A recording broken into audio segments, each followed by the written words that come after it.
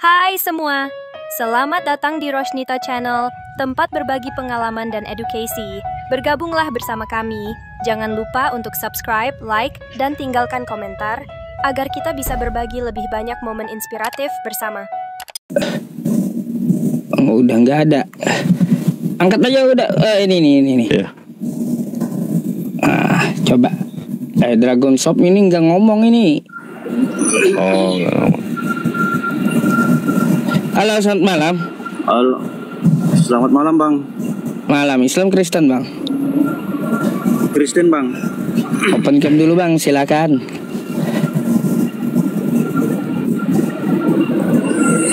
Oke, thank you. Oke baik bang, selamat malam. Malam, iya bang. Di sini saya ditemani abang saya malam ini untuk berdiskusi. Mungkin boleh berdiskusi juga dengan beliau, termasuk saya gitu ya, biar lebih seru. Terserah aja, temanya random. Anda mau tanya apapun atau saya boleh bertanya, yang mana silakan dipilih. Oke siap bang, siap.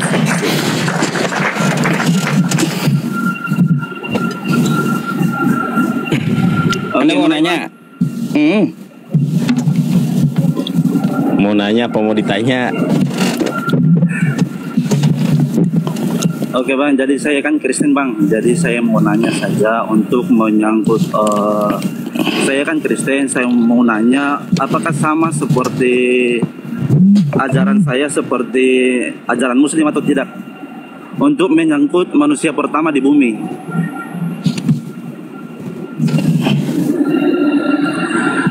Jawab bang, langsung aja dijawab. Oh, iya. Oke baik.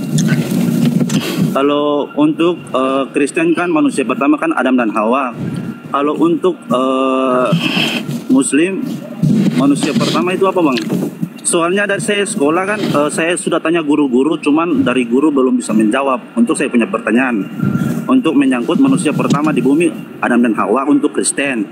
Kalau untuk Muslim saya belum tahu apakah sama-sama Kristen atau tidak. Iya. Jadi manusia pertama yang diciptakan oleh Allah Subhanahu wa taala itu adalah Nabi Adam alaihissalam. Iya. Terus apa permasalahannya? Karena di dalam Al-Qur'an surat Al-Baqarah kan sudah dijelaskan itu bagaimana rentetan Allah Subhanahu wa taala di dalam Quran surat Al-Baqarah, wa idz qulna lil malaikati isjudu li Adam. Ketika Allah Subhanahu wa taala menciptakan Adam alaihissalam, maka ajajil, para malaikatnya disuruh bersujud kepada Adam. Sujud di sini bukan sujud penyembahan, tetapi sujud penghormatan atas perintah Allah. Semua malaikat bersujud kepada Nabi Adam alaihissalam, tapi ada yang tidak bersujud, namanya malaikat ajajil. Kalau dalam Kristen namanya Lucifer. Kenapa Lucifer tidak mau bersujud? Kenapa ajajil tidak mau bersujud? Karena dia mengatakan, ana khairu minhu, aku lebih baik daripada dia. Khalaqtani minnar, aku diciptakan dari api, wa khalaqtahu min tin, sementara dia engkau ciptakan dari tanah. Setelah Lucifer menolak, setelah Ajajil menolak perintah Allah, maka berubahlah namanya dari Ajajil, malaikat yang sangat indah, jadi Lucifer atau iblis laknatullah alaih. Jadi sama kalau masalah penciptaan. Oke siap bang. Untuk pertanyaan yang kedua, Adam dan Hawa punya anak dua kan bang? Anak dua, Kain dan Habel. Pada saat Kain bunuh Habel, lalu Kain lari. Posisi Kain lari ke tanah. Kalau untuk baca Alkitab saya jarang ya bang. Jadi saya mau tanya pertanyaan saya saja, atau untuk sama Muslim punya atau tidak, untuk Kristen sama Muslim atau tidak. Jadi pada saat Kain bunuh Habel, Kain lari ke tanah Nuh, atau itu tuh yang intinya tanah Nuh lah. Di situ katanya dia langsung berkeluarga di situ. Sementara manusia pertama kan cuman Kain, Adam dan Hawa, lalu punya anak yang kedua saja.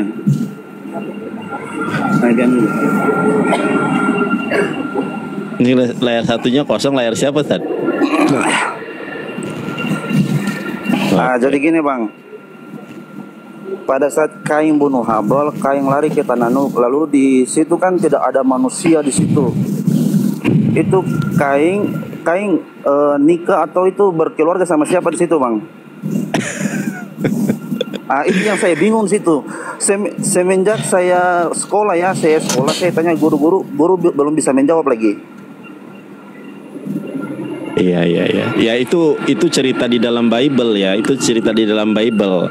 Makanya Allah Subhanahu wa taala berfirman di dalam Al-Qur'an, "Fawailul lilladzina yaktubunal kitaba bi'aidihim, tsumma yaquluna hadza min 'indillah." Kecelakaan besarlah orang-orang yang telah menulis Bible dengan tangan-tangan mereka sendiri, lalu mereka mengatakan ini dari Allah, padahal bukan dari Allah.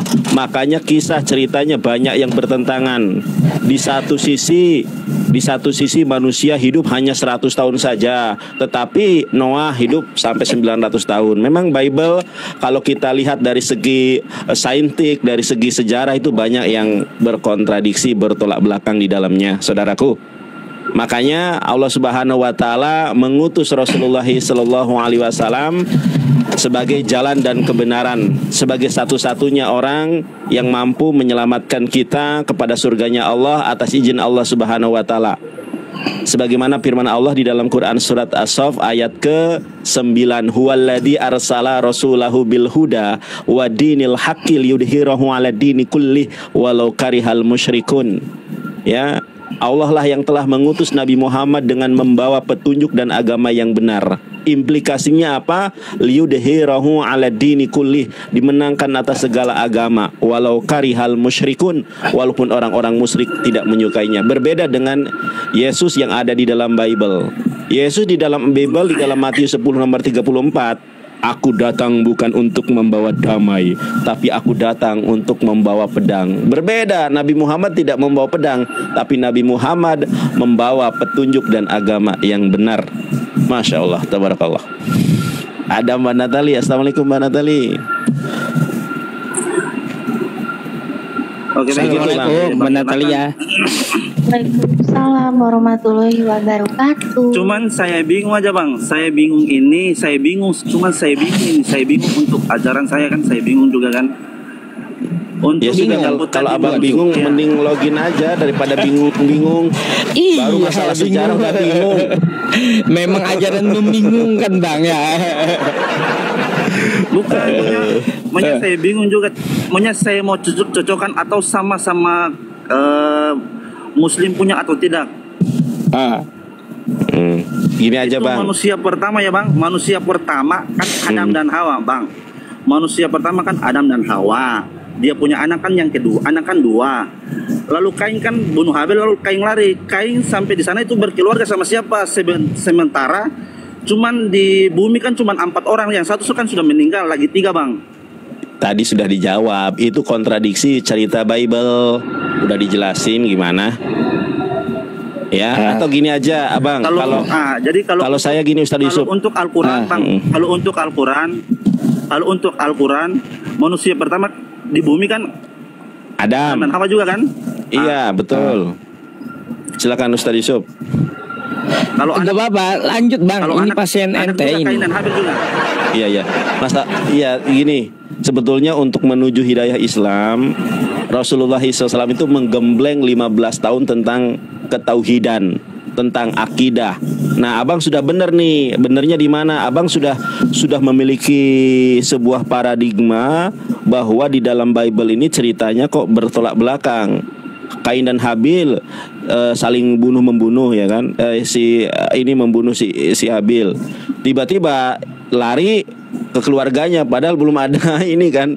Nah, ini salah satu kontradiksi sejarah di dalam Bible.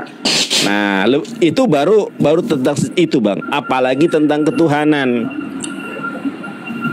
Abang pernah nggak membingungkan sesuatu hal terkait ketuhanan? Pernah nggak membingungkan itu? Ini yang lebih penting sebetulnya. Iya, pernah nggak Abang bingung tentang ketuhanan? Untuk ketuhanan tidak sih. Tidak bingung tentang ketuhanan. Padahal itu yang fundamental. Iya Bang. Yang fundamental. Kalau Kain Habil itu tidak terlalu penting menurut saya. Enggak penting itu. Yang paling penting ini tentang ketuhanan. Iya, cuma saya mau cocokkan aja sama Al-Quran dari Muslim punya kan Bang. Saya mau cocokkan aja. Soalnya semenjak saya tanya-tanya belum ada yang bisa menjawab untuk manusia pertama ini bang. Semenjak itu yang saya punya pertanyaan, yang saya bingung ini aja. Ini kan Kain bunuh Habel ini. Kain lari dia mau berkeluarga sama siapa? Itu aja yang saya bingung di situ bang. Oh gitu. Ya Nabi Adam diturunkan dari surga dengan ibunda Hawa kan gitu bang. Ya. Iya, habis itu iya, kan bang, saya paham, bang. Iya. kan dia punya anak. Anaknya 2 yang dikenal Kristen kan kayak gitu. Iya. Habel dan Iya bang. Siapa Kabel ya? Kain. Ya, kalau dalam Kristen itu Kain dan Habil. Kalau dalam Islam Jadi, Kabil dan Kain Habil. Kan bunuh Habel. Kabel ya satu lagi kan kayak gitu terus berkembang biak menambah banyak manusianya ini gimana sebenarnya, kata Anda gitu? Iya, Kain berkembang biak sama siapa? Itu yang saya bingung. Kain berkembang biak sama siapa? Oh, Gini, Ustaz jadi bang ada kalau dalam kepercayaan kami di Islam ada namanya anak Nabi Adam, Nabi Syed selain 2 itu.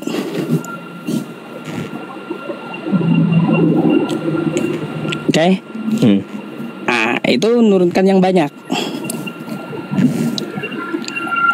Bingung abang ini. Bingung bang, bingung. Masih bingung bang. Bingung udah.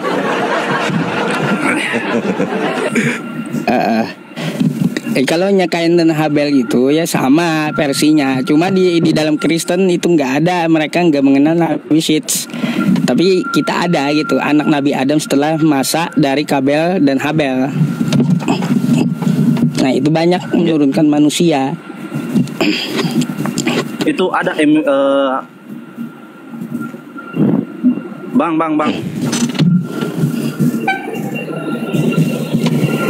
Jadi untuk Muslim punya ajaran beda sama Kristen kan bang? Halo? Saya mau dengar. Halo bang, halo. Halo? Pak Ustad. Iya bang. Gimana Pak Ustad? Jelas. Dari tadi saya dengerin.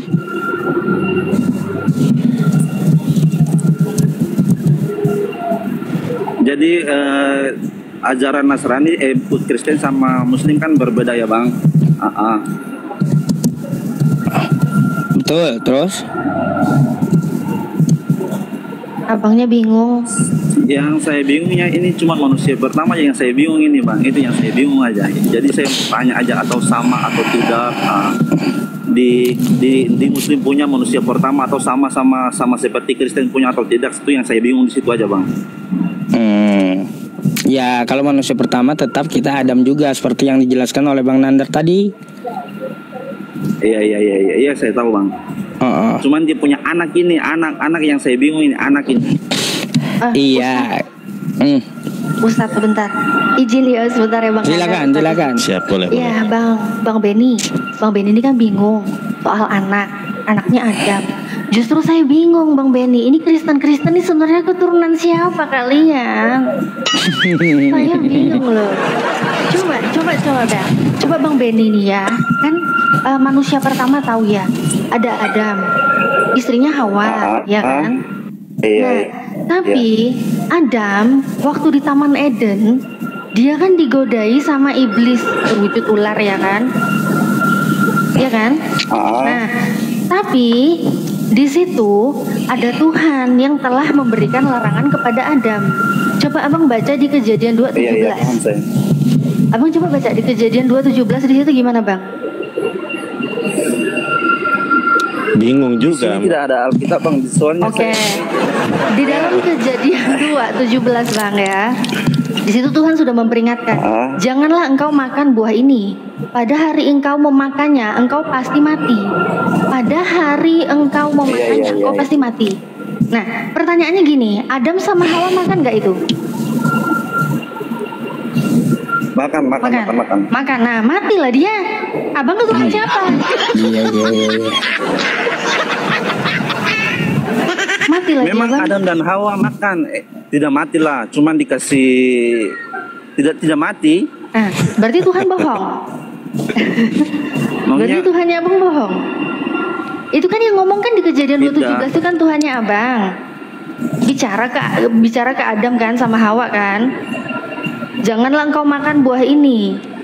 Pada hari engkau memakannya, pastilah engkau mati.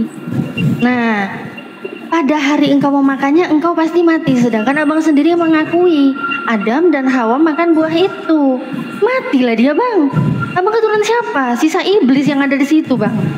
Nah, masa Kristen keturunan iblis bang? Gimana bang? Tidaklah. Nah, terus abang keturunan siapa? Jangan gimana bang? Tunggu. Oh, tunggu. Jangan bicara untuk ke situ. Saya cuma mau tanya aja. Saya mau cocokkan aja. Saya tidak tanya berbelit-belit. Saya cuma mau cocokkan atau sama-sama Muslim punya atau tidak. Iya bang, cerita yang finalnya kayak gitu tadi ya. Adam dengan Hawa menurunkan 4 anak, punya 4 anak, 2 perempuan 2 laki-laki. Kayak gitu kalau di cerita kami. 2 perempuan saya tahu, 2 perempuan sama 2 laki-laki ya. Cuma perempuan nggak lupa saya namanya, nggak disebutkan apa lupa. Ada dulu disebutkan saya waktu belajar. Jadi yang terkenal itu kan Kain dan Habel gitu. Lalu iya, keduanya ini kan keduanya ini memperebutkan wanita karena yang dijodohkan ke Kain itu kurang cantik, ke Habel itu cantik gitu. Jadi terjadi iri hati, dibunuhnya lah. Bersaudara bisa bersaudara kan dia Dorang kan bersaudara, kenapa bisa menikah untuk kenapa bisa bersaudara, bisa menikah kayak gitu. Baik, kita habiskan dulu ceritanya itu intinya ya. Muslim kan? Itu kan ajaran Muslim kan? Muslim kan, bukan ajaran Kristen kan? Oke, baik. Nah, jadi kayak gini, Bang. Ya, Nabi Sid tadi kan Kain tadi dia bertengkar dengan Habel lalu membunuh Habel. Kan kayak gitu. Nah, jadi Kain ini selepas cerita itu dalam agama Islam, Nabi Adam jalan pada masanya, ada punya nabi satu lagi, nama anak seorang nabi, anak beliau, anak Nabi Adam. Selain Kabel dan Habel, Kain. Selain itu ada namanya Syits. Tunggu gitu. dulu bang, saya potong bang. Tunggu dulu bang. Ustaz Yusuf, kasihan suaranya Ustaz Yusuf, saya aja udah nggak apa-apa. Gini. Jadi syariat brother, pernikahan incest di zaman Nabi Adam itu memang diperbolehkan. Berbeda dengan syariat Nabi Musa, syariat Nabi Isa dengan syariat Nabi Muhammad. Syariat Nabi Isa, syariat Nabi Musa dengan syariat Nabi Muhammad, larangan menikahi satu darah atau apa namanya itu, incest. Hubungan satu darah nih, anak menikahi anak menikahi anak. Misalnya Nabi Adam punya anak Habil, itu dinikahkan dengan anaknya, itu nggak boleh. Tapi pada waktu itu kan ada manusia pertama, punya anak. Dulu itu belum ada spesies yang lain, manusianya cuma keturun dari Nabi Adam, makanya dinikahkan. Itu syariatnya Nabi Adam. Berbeda dengan syariat Nabi Muhammad, Nabi Isa dengan Nabi Musa. Pernikahan satu darah itu nggak boleh, karena syariatnya berbeda, hukumnya berbeda. Tunggu dulu bang. Nggak ada lagi orang di dunia. Bentar, kok ada noise ya Ustadz ya? Iya, siapa tuh? Gitu. Ustadz. Bukan Ustadz. Ini bukan saya kali. Coba. Noise siapa deh? Udah nggak ada. Aku noise nggak? Enggak. Dia enggak sekarang Mbak Natali. Coba Tiu. Coba. Halo. Enggak ada noise. Udah nggak ada noise. Ustadz, saya punya satu materi nih tentang nubuatan. Ini sering juga saya bahas dengan Mbak Natali waktu di zaman di YouTube. Ya, Nabi Muhammad termaktub di dalam kitabnya orang Yahudi dan orangnya Kristen. Gimana kalau saya buat tema ini? Boleh, coba kita naikkan, bahas dengan kawan Kristen yang kita naikin. Boleh. Tapi biasanya yang naik ke tempat saya ini pada nggak waras sih. Iya, makanya tanyanya itu hal-hal yang remeh-temeh gitu, masih nggak tentang ketuhanan atau gimana gitu kan. Halo, selamat malam. Selamat malam. Malam. Heruk. Ya bang, silakan open cam-nya dulu bang.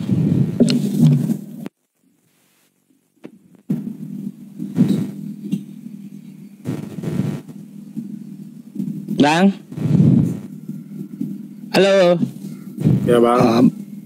Open cam Bang, dulu, open cam, silakan Bang. dibuka dulu kameranya. Buka kameranya Pak.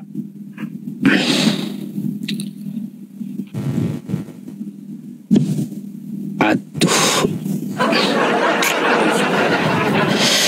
Repot lama. Belajar dulu Bapak ya.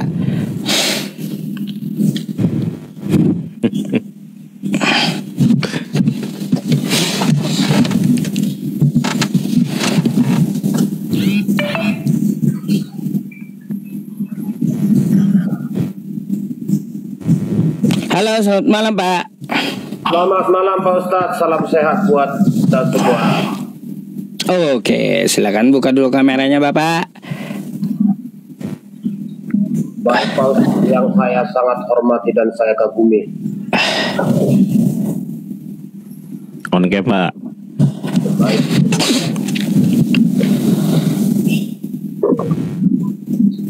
Malam ini nggak usah debat sama saya Pak. Nih ada sama Ukti Natalia Iriani sama Bang Nandar nih. Suara saya udah habis. Aduh sakit gitu kalau ngomong kebanyakan dan kelamaan. Masa penyembuhan. Makanya minta bantu teman-teman buat jadi narasumber juga. Baik Pak Ustadz, yang penting Pak Ustadz sudah sehat, saya benar-benar alhamdulillah. Ya alhamdulillah. Ada yang perlu diobati malam ini? Ada Pak Ustadz. Saya tadi mendengar dan mengikuti ya.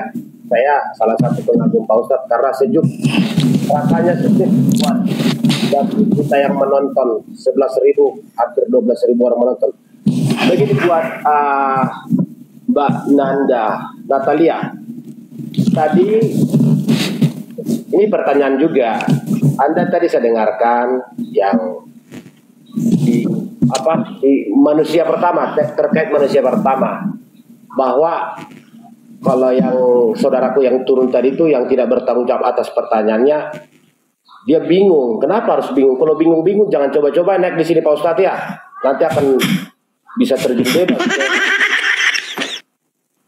Tadi Mbak Natalia ngomong bahwa kami itu Nasrani keturunan iblis.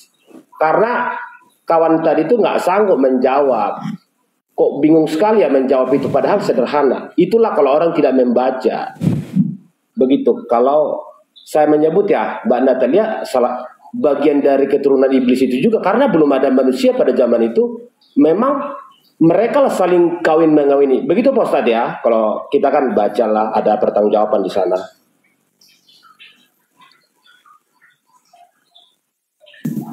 Silakan ditanggapi Ukti Natalia. Iya, tadi ini tadi ke Anda tadi silakan. Iya, kalau tadi aku nggak bilang Nasrani ya, yang saya bilang tadi Kristen, karena kan di dalam Bible itu punyanya Kristen ya. Nah, di situ saya bertanya kepada yang Kristen tadi, ini Pak Kiko ini Kristen juga? Oh, Ustaz tahu lah Kristen. Iya, Mbak Natalia. Okay. Kristen ini. Iya, Kristen juga agak, ya kan? Ini hampir sembuh bapaknya ini. Masalahnya hampir sembuh, iya. Hampir sembuh, iya. Amin. Nah, kalau perkataan Tuhan, ini yang di dalam Bible ini perkataan Tuhan itu pasti benar apa enggak nih? Saya tanya dulu, pastikan. Bapak yakin nggak perkataan Tuhan, firman Tuhan itu benar? Mbak Natalia berbicara perkataan Tuhan itu benar apa tidak? Ya benar lah, namanya pun benar. Oke. Kalau perkataan Tuhan itu benar, sedangkan Tuhan Anda itu sudah mengatakan di dalam Kejadian 2:17 bahwa di saat engkau memakan buah itu, pada hari itu juga kamu akan mati. Pastilah engkau mati. Baik. Nah, pada hari engkau memakan itu, engkau pasti mati. Di situ mereka memakannya. Adam, Hawa makan. Baik. Perkataan Tuhan ini benar kan? Benar. Matilah dia. Kristen ini anaknya siapa? Keturunan siapa? Itu yang saya tanya. Kan di situ cuma ada Tuhan, iblis, dan Adam, Hawa. Jadi kalau Adam dan Hawa makan itu, perkataan Tuhan benar, matilah Adam Hawa. Kalian keturunan siapa? Oh gitu. Iya. Pak Ustadz ketawa. Suaranya kecil, Pak. Iya. Gak suara kecil, Pak. Kenapa saya jadi ketawa? Oh kayak gitu rumusnya rupanya. Silakan dijawab, tanggapi, Pak. Saya kalau udah melihat Pak Ustadz ketawa, saya udah bahagia lah pokoknya. Begini, saya mau tanggapi ya. Begini. Ketika kamu makan buah itu, seketika pada hari itu juga, pada hari engkau mau makannya, pasti engkau mati. Menyatakan terhitung pada saat itu manusia akan mengalami kematian. Itu yang disebut terhitung ya. Bukan saat itu mati, bukan. Tadi kawan kita mungkin tidak bertanggung jawab atas pertanyaan yang disampaikan buat teman-teman yang saya hormati di sini. Tapi bagaimana kita harus apresiasi lah. Berani naik. Coba dibaca Pak Kiko. Pak Kiko coba baca. Di situ Tuhan mengatakan pada hari engkau memakannya pastilah engkau mati, atau nanti nih 1000 tahun lagi baru mati. Ayo. Menyatakan terhitung pada hari itu bahwa manusia yang ciptaan yang mulia itu akan mengalami kematian yang disebut secara manusia. Itu akan atau pada hari engkau memakannya? Matinya itu pada hari engkau memakannya atau akan mati? Begini, saya tidak mau terjebak dengan Anda untuk bukan terjebak. Coba Bapak baca dulu Pak, silakan Bapak baca dulu. Saya baca, saya tidak mau sombong, pasti harus saya jawab.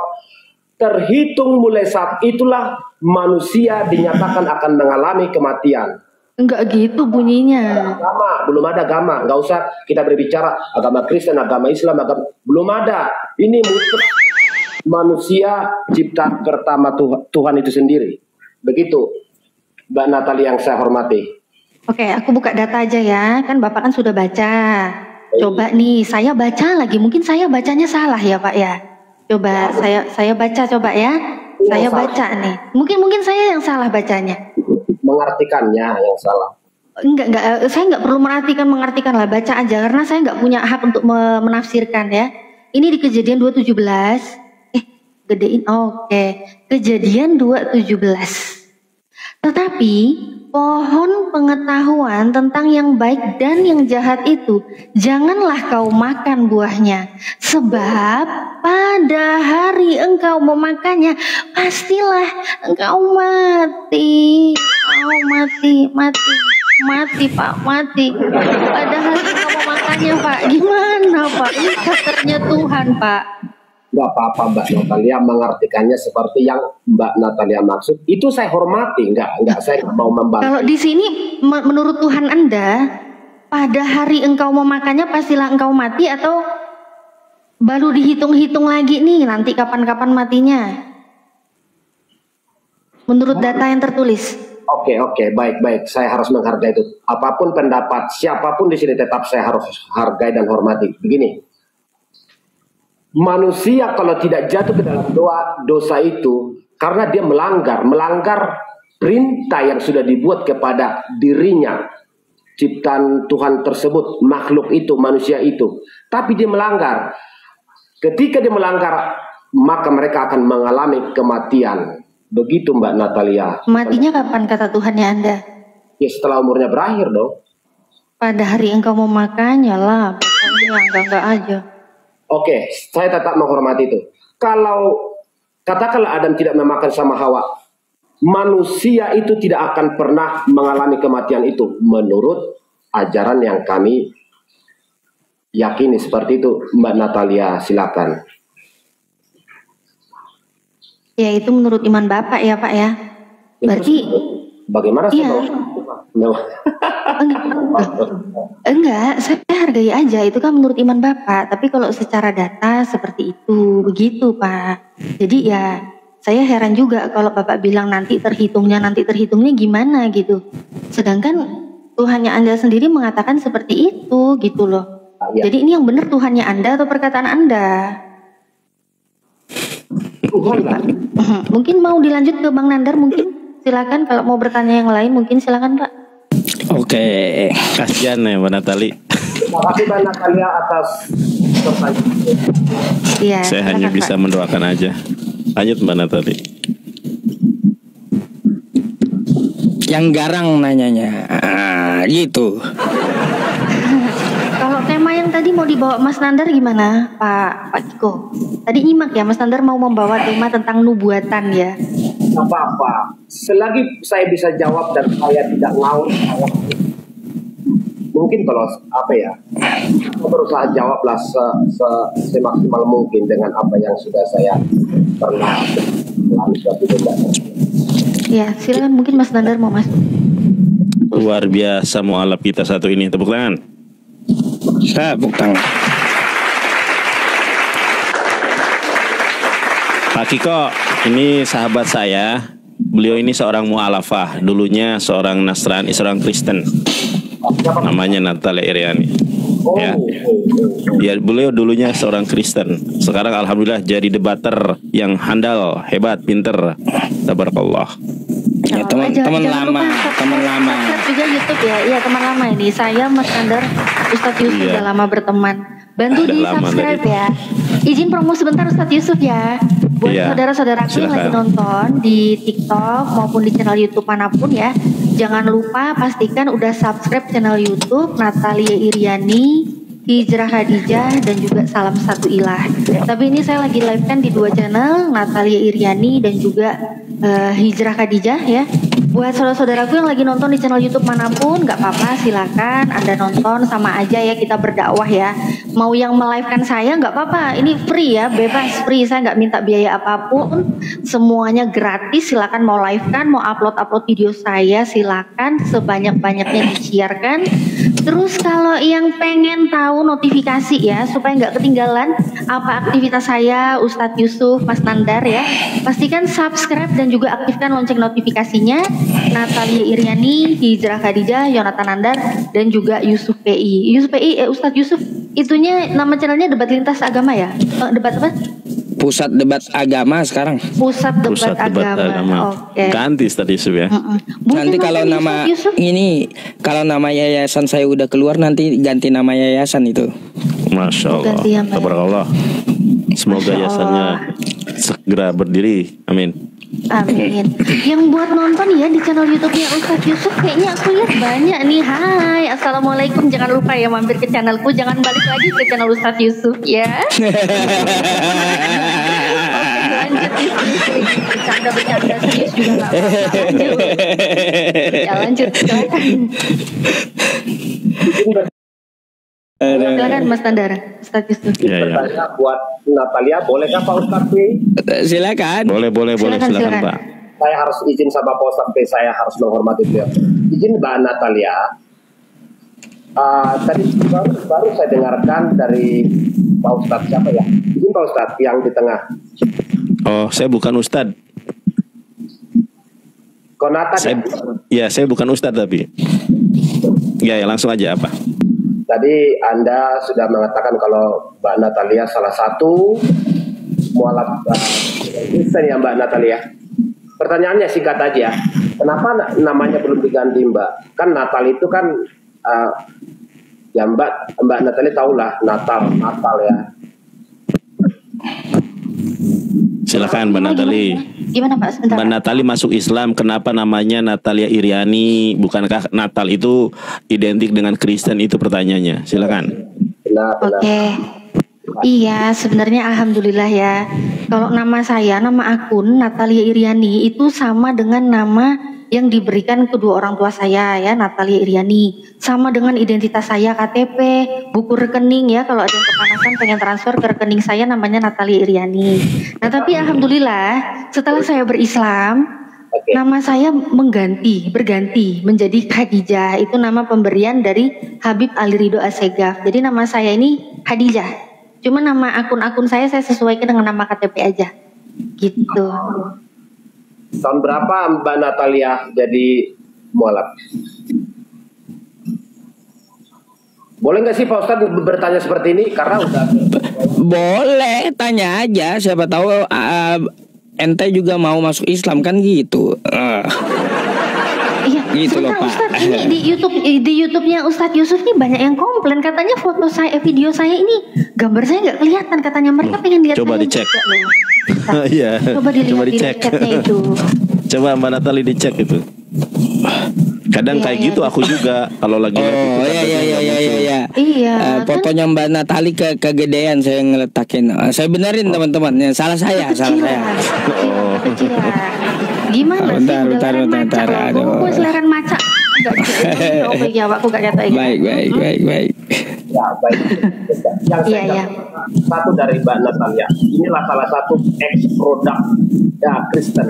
Ngomongnya lembut, lembut, punya intonasi yang enak dan di komen di sini banyak cantik orang. Itu produk ex Kristen loh Pak Ustadz, Pak Ustadz. Produk ex Kristen ya. Tapi produk ex Kristennya saya nih Pak Kiko, selama saya Kristen seumur hidup dan alhamdulillah sampai saya mualaf, sampai saya berislam sampai detik ini, saya nggak pernah makan yang namanya itu B2 itu, nggak pernah Pak. Ngokok itu saya nggak pernah makan Pak. Jadi begini muka saya nggak petak Pak, karena saya nggak mau makan itu Pak. Oke, tapi saya mau bertanya sedikit aja. Apa Boleh. Mbak Natalia bisa menyeberang? Izin diceritakan sedikit story. Kenapa? Apa alasan saya bisa masuk Islam? Yuk, masuk Islam. Ceritakan Pak. Oh gitu ya. Sebenarnya kalau masuk Islamnya sih pasti karena kebenaran yang ada di dalam Islam ya, kesempurnaan yang ada di dalam Islam. Tapi pastinya itu kan ada sebelumnya. Sebelumnya saya Kristen. Otomatis saya belajar dulu dong apa yang saya imani sebagai Kristen dulu. Nah di situ saya mempelajari Bible. Saya mempelajari. Dan di situ saya itu sangat mencintai yang namanya Yesus. Kan dulu dikenalin Yesus itu Tuhan kan. Baik. Saya pelajari Yesus itu siapa. Katanya Yesus itu Tuhan. Saya pelajari Pak. Nah, ternyata kalau Yesus itu Tuhan, saya mempelajari Bible. Semakin saya mempelajari, saya kok mengenal Yesus itu utusan. Di dalam Yohanes 17:3 Yesus mengatakan ada Allah, satu-satunya Allah, dan mengenal Yesus Kristus yang telah engkau utus. Nah, di sini kok Yesus utusan? Bahkan di ini Markus 12:29. Di situ Yesus pun mengatakan, "Dengarlah hai orang Israel, hukum yang terutama ialah Tuhan Allah kita, Tuhan itu Esa." Ini Yesus mengatakan, bentar, Ustadz Yusuf noise ya? Iya, Ustadz Yusuf kayaknya apa ya, kayak geruduk gitu ya. Iya. Noise ya. Lanjut Mbak Natali. Angin AC. Oh, angin Lanjut. AC ya. Oh, angin AC, oke. Jadi di situ Yesus sendiri mengatakan Tuhan Allah kita, Tuhan itu Esa, yang mengatakan Yesus. Ini kalau Yesus sendiri mengatakan Tuhan Allah kita, Tuhan itu Esa, ini Yesus punya Tuhan dong. Dan dia mengatakan Tuhan itu Esa, oh Tuhan itu Esa dong. Sedangkan di gereja saya dapat pengajaran yang namanya Tuhan itu Trinitas. Ada Allah Bapa, Allah Putra, Allah Roh Kudus. Ini gimana bisa? Katanya Allah Esa, Tuhan Esa. Kalau udah Trinitas, Tritunggal itu ada tri, bukan tunggal lagi, udah ketambahan tri. Nah ini baru dari ketuhanan. Belum lagi sifat-sifat yang menurut saya nggak masuk akal. Saya tuh mencari Tuhan yang sempurna. Dimana kalau Tuhan yang sempurna itu maha segala-galanya. Iya. Mbak Natali, interupsi Mbak Natali. Bentar. Nanti saya kalau ini saya blokir ya. Di V1 itulah apa yang katanya juta. Iya, saya nggak tahu masalahnya situs-situs judi online itu, saya nggak tahu gitu. Makasih ya teman-teman. Nanti kalau ada saya blokir. Lanjut silakan. Insya Allah.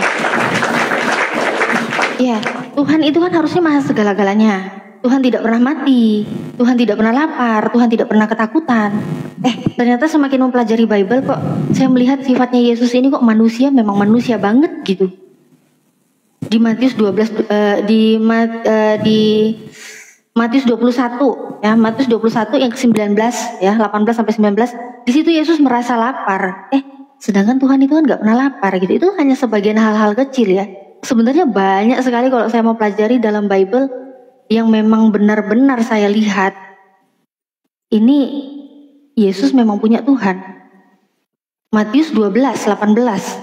Inilah hambaku yang kupilih, yang kukasihi, yang kepadanya aku berkenan. Ternyata setelah dilihat satu perikop, judul perikopnya pun Yesus hamba Tuhan. Hamba Tuhan, ini selagi dia hamba Tuhan, kok hamba Tuhan dijadikan Tuhan ini gimana gitu. Itu yang paling penting sih di situ sih. Tapi selama aku pelajari Bible ini, kalau aku ceritakan semua di sini nggak cukup Pak waktunya Pak, nggak cukup. Karena banyak banget yang saya pelajari di dalam Bible, bahkan kontradiksi-kontradiksi. Terus kemudian hal-hal yang sangat aneh ya Pak ya. Sebenarnya kalau mau melihat agama yang benar itu kan kita nggak hanya melihat dari ajaran kasihnya, enggak ya. Maksudnya kalau hanya mengasihi sesama, saya rasa semua keyakinan pun sama-sama mengajari untuk saling mengasihi, benar ya Pak ya. Bahkan orang ateis pun bisa dia mengasihi sesama. Nah tetapi pilihan saya untuk berislam itu Pak Kiko, saya harus mempunyai agama itu dari 3 aspek. Aspek teologis, ketuhanan, harus benar Tuhannya, ya. Kemudian aspek yang lainnya itu adalah aspek ibadah. Ya. Nah ibadahnya pun harus benar. Benar nggak perintah ibadah ini perintah datang dari Tuhan? Kalau muamalah yaitu hampir semua keyakinan pasti mengklaim dia mengajarkan kebaikan, itu udah jelas. Nah tapi 2 aspek ini, teologis dan ibadah, saya hanya menemukan itu di Islam. Kenapa saya bilang hanya menemukan di Islam? Pertama, kita uji dari kitab sucinya Pak. Saya uji dari kitab suci yang 100% benar, gak ada kesalahan sekecil apapun. Di situ berarti saya bisa menemukan Tuhan yang benar. Tuhan yang diperkenalkan di dalam kitab suci itu pasti Tuhannya benar. Nah ternyata saya menemukan itu di dalam Al-Quran. Di dalam Al-Quran, iya saya menemukan itu Pak. Coba ini saya bandingkan aja ke Bible ya, Bapak bisa cek sendiri. Gak apa-apa. Saya hanya mau tanggapi sedikit aja. Oke, silakan tanggapi dulu Pak. Agak terselip di hati saya. Mbak Natalia mengatakan kalau di ajaran Islam itu tidak ada sedikit pun ya, berarti murni tidak ada kesalahan.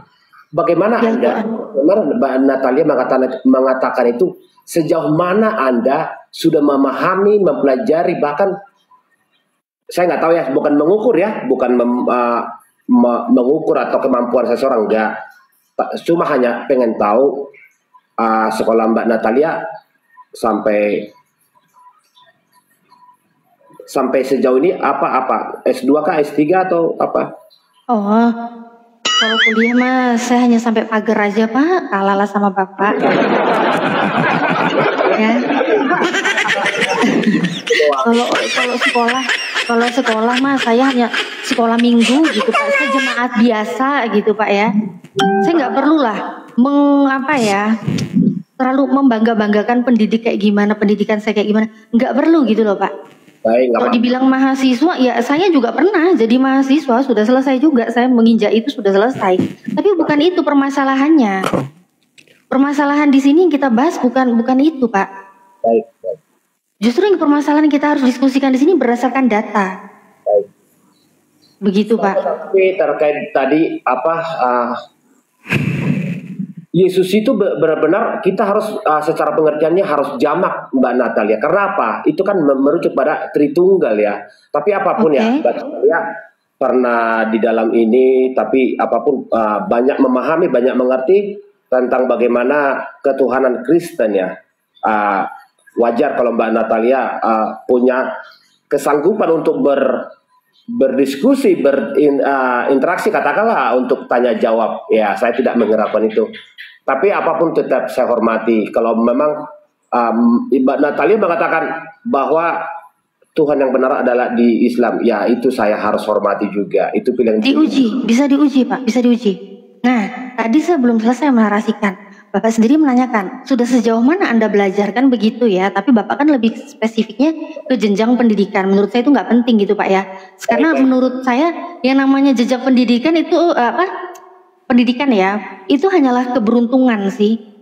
Hanyalah keberuntungan. Ada orang yang bisa beruntung sampai dia S3, ada orang yang beruntung sampai kedokteran, ada yang dia hanya karena kurang beruntung dia hanya bisa selesaikan sampai di jenjang yang seperti apa begitu Pak ya. Jadi itu bukan menjadi acuan gitu Pak. Oke. Mengenai apa yang sudah saya pelajari, kita bisa uji Pak. Yang saya pelajari dalam beragama, yang saya pastikan itu adalah agama yang sempurna, saya uji dari kitab sucinya dulu Pak. Al-Quran itu 100% benar, nggak ada kesalahan sekecil apapun. Dan itu murni. Bisa dicek. Bapak tahu, zaman Nabi Muhammad diutus, 1400 tahun silam, itu Nabi Muhammad bisa mengabarkan ada yang namanya garis edar tata surya. Matahari, bulan, itu beredar di garis edarnya. Itu di surat Yasin ayat 38-40 dan juga Al-Anbiya ayat yang ke-33. Ini Nabi Muhammad dulu belum ada peneliti, belum ada ilmuwan. Tapi kok bisa sih mengabarkan ini? Ini datang dari mana wahyunya? Datang info dari mana kalau bukan dari Tuhan yang Maha Tahu? Datang dari mana kalau bukan datang dari Tuhan semesta alam yang menciptakan semuanya? Ini kapasitasnya bukan manusia biasa lagi. Kemudian ada api di dasar laut di dalam surat At-Tur ayat 1-6. Sebenarnya masih banyak sekali hal-hal yang diceritakan. Itu zaman Nabi Muhammad diutus. Baik. Dan sekarang interupsi sedikit Mbak Natalia. Bang Nandar mana? Ya, ya beliau temani saya sebentar aja. Ya, beliau juga mau lab masalahnya. Oh. Iya, Bang Nandar peran pengganti saya sebentar kan. Saya bilang dari awal dari tadi. Lanjut. Iya, makasih Ustadz. Oke, saya lanjut ya. Nah, kalau saya lihat Pak, ini namanya Al-Quran nih kok bisa ya begini ya. Ini pasti kapasitasnya bukan kapasitas manusia biasa. Pasti Nabi Muhammad ini mengetahui semua dari Tuhan, Tuhan yang benar. Karena informasinya benar. Semakin maju zaman Al-Quran semakin terbukti kebenarannya. Nah, tapi kalau saya ingat-ingat Pak, dengan zaman saya membaca Bible, semakin saya pelajari, saya semakin menemukan hal-hal yang ini benar yakin datang dari Tuhan yang Maha Tahu. Contoh, Yesaya 65:25. Di situ apa Pak dinarasikan? Serigala, domba, itu mereka makan bersama-sama. Serigala kok ketemu domba malah diajak makan bareng? Kok nggak dombanya yang dimakan? Terus mereka makan apa? Makan jerami. Lah kok bisa Pak? Ini Tuhan yang gimana ini kok bisa ngasih informasi seperti ini gitu loh. Ini yakin Tuhan yang Maha Tahu menginformasikan seperti ini. Kemudian ada ular makan debu di Kejadian 3:14. Ini saya seumur hidup sampai sekarang saya nggak pernah menemukan ular itu makanannya debu. Ular itu makanannya apa? Daging. Kita tahu lah rantai makanan ular itu makan apa. Masa sih makan debu ular? Ada-ada aja. Ini yakin Tuhan yang benar menginformasikan seperti itu.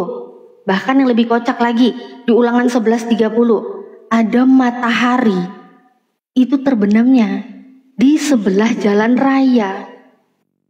Ini firman Tuhan atau apa? Ini bisa dicek Pak, Ulangan 11:30. Jalan raya. Iya, Ulangan 11:30 di situ ada matahari yang terbenam di sebelah jalan raya. Nah, ini informasi-informasi seperti ini gimana bisa saya menemukan Tuhan yang benar sedangkan informasinya seperti ini? Kalau di Al-Quran dengan informasi yang teruji kebenarannya, ya di situ maka jelas, oh ternyata di Islam di dalam Al-Quran saya diperkenalkan Tuhan yang benar apa? Di dalam surat Toha 14, sesungguhnya aku ini Allah, sembahlah aku dan dirikanlah sholat untuk mengingat aku. Ini jelas nih, Tuhannya jelas.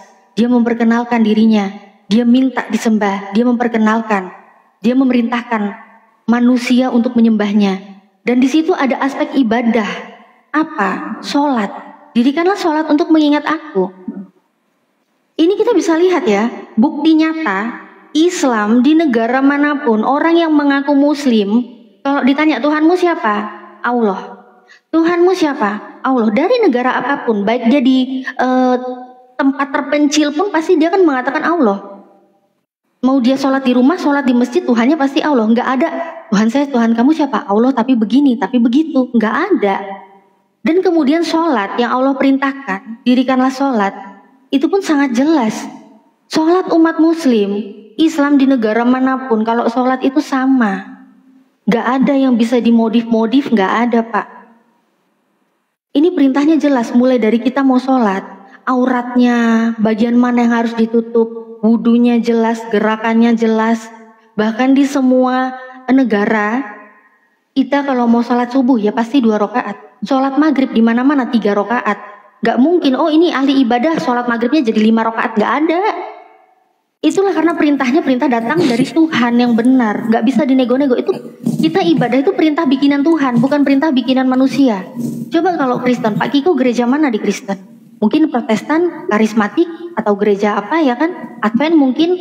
Banyak teman-teman Kristen, waktu saya dulu Kristen saya bingung. Pindah-pindah gereja, denom sudah berbeda, ibadahnya liturgi udah beda-beda. Ini sebenarnya aturan ibadah bikinan Tuhan atau bikinan manusia? Sangat berbeda, Pak. Disitulah saya menemukan indahnya Islam. Agama yang saya cari selama ini adalah agama yang sempurna. Itu saya dapat di Islam. Gitu, Pak.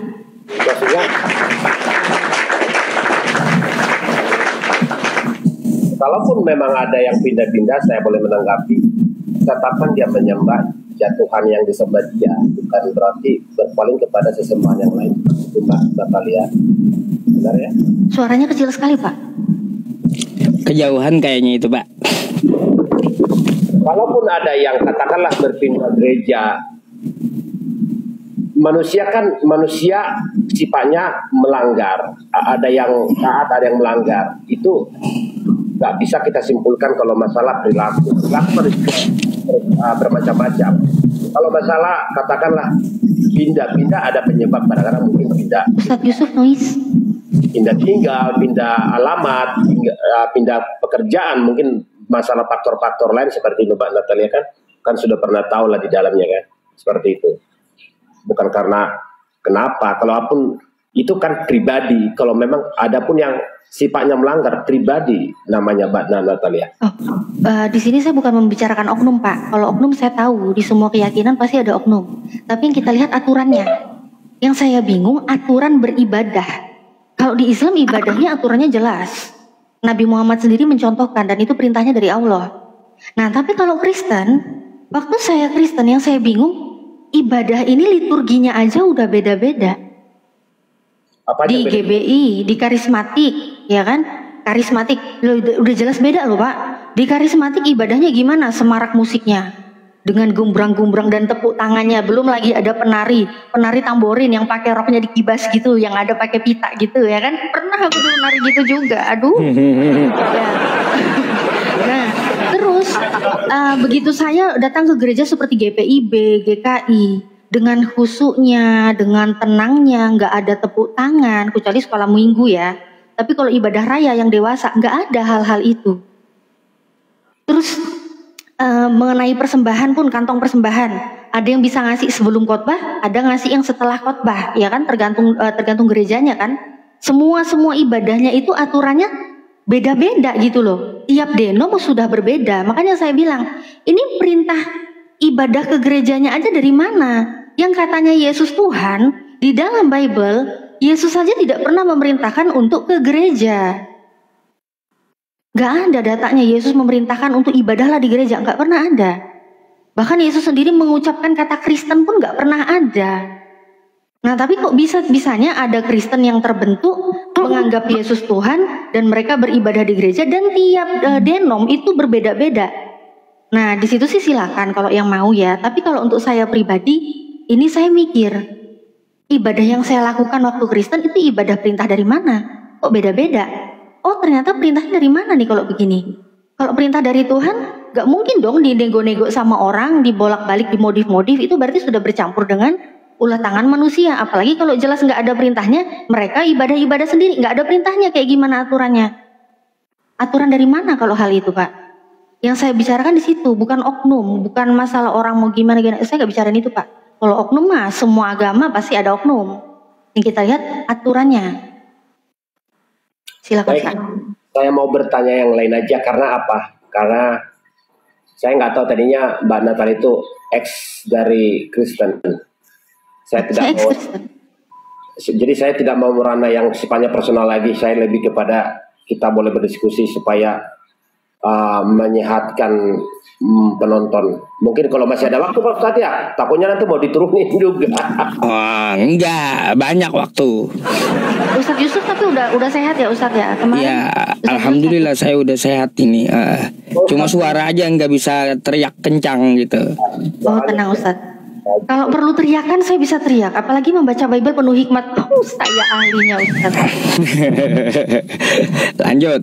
Kalau ada diskusi dengan saya nanti nggak apa-apa. Kan ngomong pelan-pelan bisa. Silakan lanjut dulu. Bagi saya yang saya sekolahnya jujur aja ya. Saya tamat SD aja, Mbak. Gak usah heran, tapi sekelas apapun sini pasti saya ladeni dengan apa yang saya pertanggungjawabkan, bisa saya pertanggungjawabkan dengan pengetahuan saya yang saya nggak ada saya sekolah tinggi-tinggi, Mbak, percaya dah. Sorry itu saya tadi ya, kalau agak menyeberang tadi itu saya hilap, saya minta maaf di sana. Saya mau bertanya gini, saya tidak terlalu heran bagi orang-orang pintar, orang-orang yang cerdas, orang-orang katakanlah sampai sejenis apapun, bahkan profesor pun. Bukan saya tidak menghormati keilmuannya, namun kalau sekedar hanya pintar bagi saya tidak. Pintar itu perlu sangat, itu karena di kitab kami ya. Saya katakan sekarang kitab kami ya, Mbak Natalia. Pintar aja nggak cukup, karena kalau menurut pemahaman saya, penghayatan saya untuk boleh sebagai yang menerima hikmat dan ajaran yang benar dari Tuhan itu adalah harus vertikal dan horizontal apapun di dunia ini. Bagaimana dia boleh berinteraksi buat sesama manusia, baik orang sekecil apapun, sebesar apapun, baik pintar, tidak pintar. Saya melihat dari perbuatannya. Bagaimana Mbak Natalia untuk menanggapi ini? Kita untuk menerima ajaran itu, yang Mbak Natalia boleh menanggapi perkataan saya. Ajaran. Ya, sebenarnya kalau ajaran, apalagi diskusi kayak gini, kita diskusi lintas agama ya.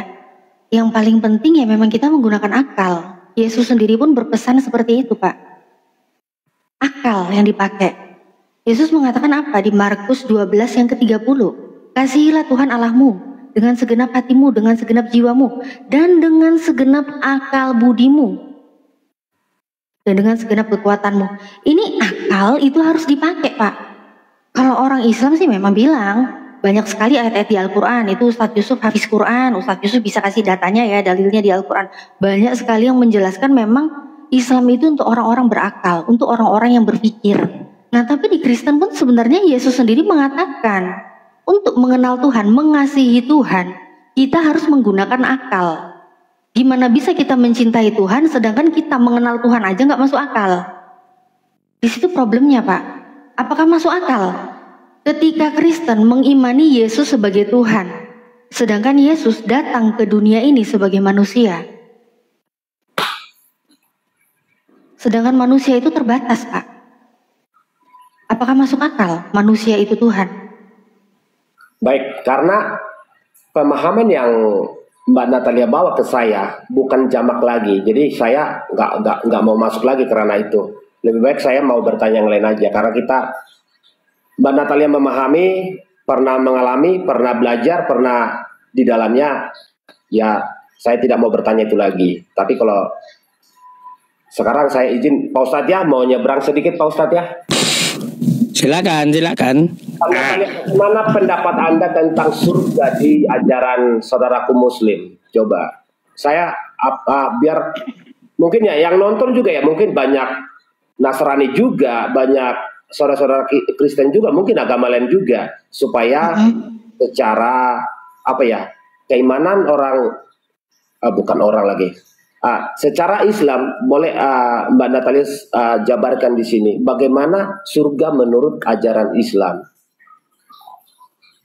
Oke, surga menurut ajaran Islam ya. Aku bertanya Mbak Natalia ya. Iya. Aku bertanya. Baik. Surga menurut Islam ya, Allah memberikan beberapa informasi di dalam Al-Quran. Dan juga ada hadis ya melalui Nabi Muhammad. Nah, tapi surga yang diberikan informasinya, itu kita nggak bisa membayangkan, oh ternyata seperti ini. Karena apa yang ada di dalam surga, itu jauh ya, bahkan tidak pernah apa yang kita lihat, tidak pernah apa yang kita pikirkan, dan tidak pernah apa yang kita dengar, itulah yang akan kita dapati di surga. Tapi itu versi Nasrani Mbak Natalia. Versi Nasrani itu ada gambaran di surga, Pak. Matius 21:31. pemungut cukai dan perempuan-perempuan sendal lebih dahului kamu masuk dalam kerajaan Tuhan. Itu di Kristen, pesendal duluan masuk surga. Nah, tapi di Islam, di dalam surat Al-Baqarah ayat yang ke-25, di situ Allah menjanjikan surga kepada orang-orang yang beriman.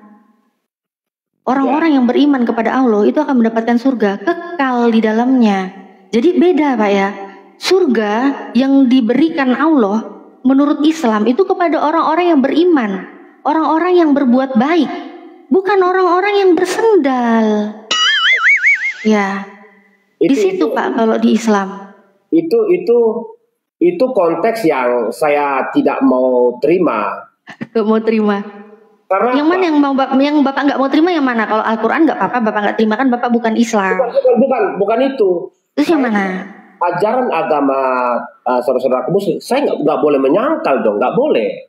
Iya, terus yang Bapak nggak terima yang mana? Bible. Harus paham ya, setiap saya bicara,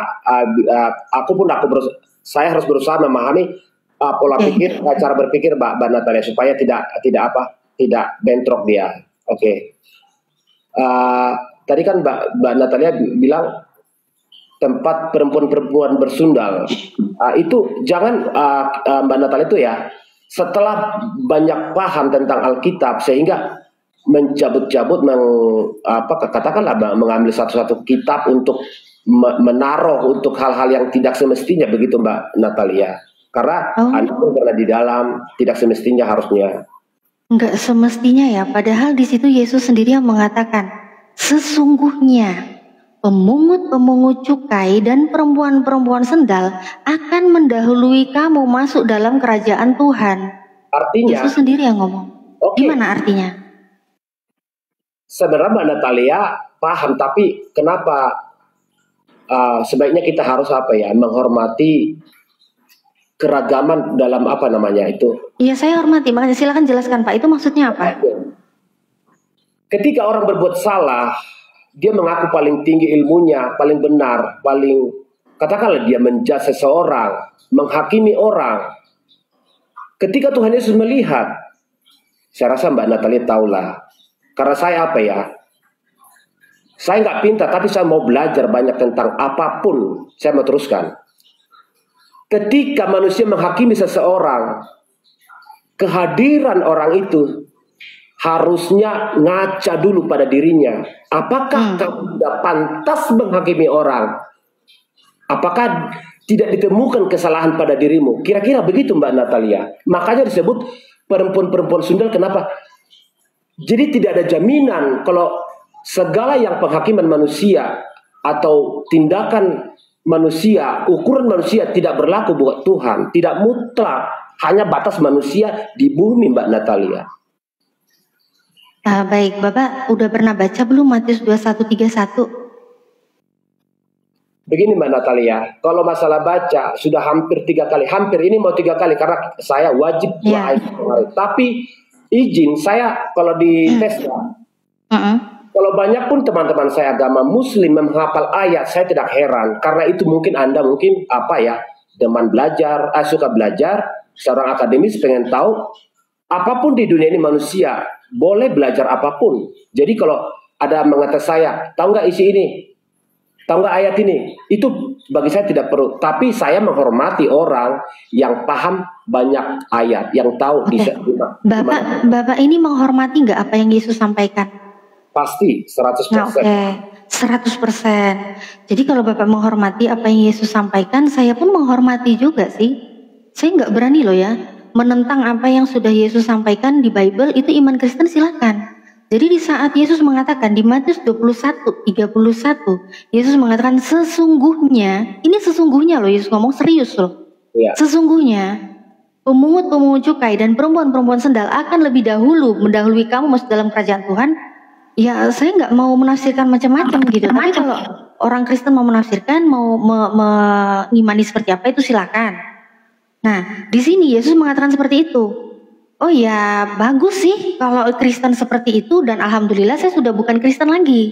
Karena kalau saya masih Kristen, gimana ya? Saya mau masuk surga, harus masuk surga ini saya harus bersaing dengan para pesendal dan pemungut cukai.